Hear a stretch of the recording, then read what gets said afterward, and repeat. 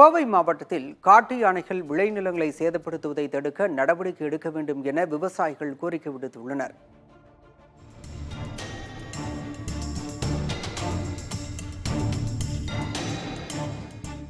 கோவை மாவட்டத்தில் போழுவாம்பட்டி, இருட்டுப்பள்ளம், செம்மேடு, மாதம்பட்டி என 50க்கும் மேற்பட்ட கிராமங்கள் அடங்கிய ஊராட்சி தொண்டாமுத்தூர்.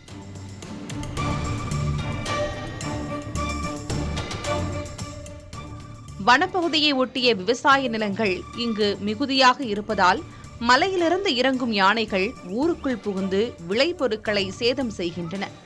இதன் காரணமாக போழுவாம்பட்டி முதல் மருதமலை வரையும், நரசிபுரம், விராலியூர், குப்பேபாளையம், தாளியூர், ஓனாபாளையம் வழியாக சுமார் 16 கிலோமீட்டர் வரையும் நாதகவுண்டன்புத்தூர், ஆலந்துறை, நன்னங்கரை வன எல்லைகளிலும் அகழிகள் வெட்டப்பட்டிருந்தன.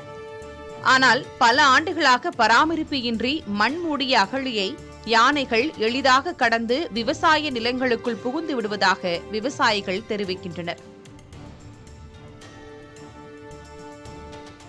இப்போ அகழி பராமரிப்பு இல்லாதனால எல்லாம் மூடிடுச்சு, எல்லா விலங்குகள் வருது. அதனால் அகழி மட்டும் எடுத்தால் பார்த்தாது, அதுக்காக ஓரத்தில் ஒரு மின்வேலி அமைச்சு காட்டு விலங்குகள் வனத்துக்குள்ளேயே இருக்கிற மாதிரி, நம்ம வெளியில் வராத மாதிரி அமைச்சு கொடுத்து விவசாயிகளை பாதுகாத்து கொடுக்கணும்.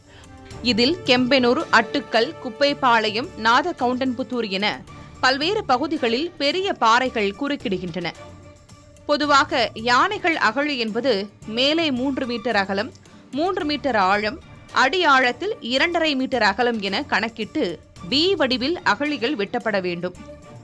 அகழி பராமரிப்பு மட்டுமின்றி சுருள்வேலி அமைத்து யானைகள் வராமல் தடுக்க வேண்டும் எனவும், பன்றிகளால் விவசாயத்தில் மிகுந்த சேதாரம் ஏற்படுவதை தடுக்க நடவடிக்கை எடுக்க வேண்டும் எனவும் விவசாய பிரதிநிதிகள் தெரிவிக்கின்றனர். இனி வருகாலங்களில் விவசாயம் என்பது ஒரு கேள்விக்குறியான விஷயம். எத்தனையோ கால சூழ்நிலையில் தட்பவெற்ற மாற்றத்துக்கு இடையே விவசாயம் செய்திருந்தாலும் கூட இந்த வனவிலங்குகள், காட்டு பன்றி மற்றும் யானைகள் தொந்தரவு நாளுக்கு நாள் அதிகரித்து கொண்டே தான் வருகிறது.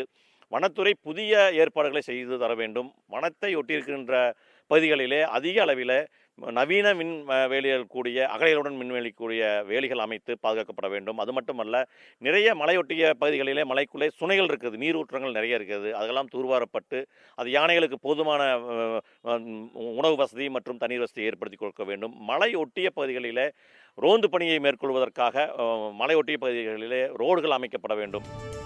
விவசாயிகளின் குற்றச்சாட்டு குறித்து கோவை மாவட்ட வன அலுவலர் ஜெயராஜ் புதிய தலைமுறையிடம் தெரிவிக்கையில், யானைகள் ஊருக்குள் வருவதை தடுப்பதற்கும் விவசாய நிலங்களுக்குள் புகுவதை தடுப்பதற்கும் சுருள்வேலி அமைக்கப்பட உள்ளதாக தெரிவித்திருக்கிறார்.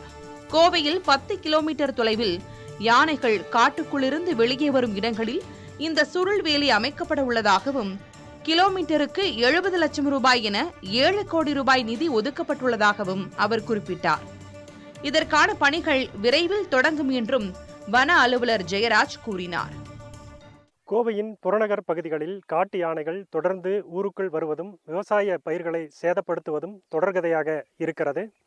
இதற்கு அகழி பராமரிப்பு என்பது முக்கியமாக பார்க்கப்படுகிறது.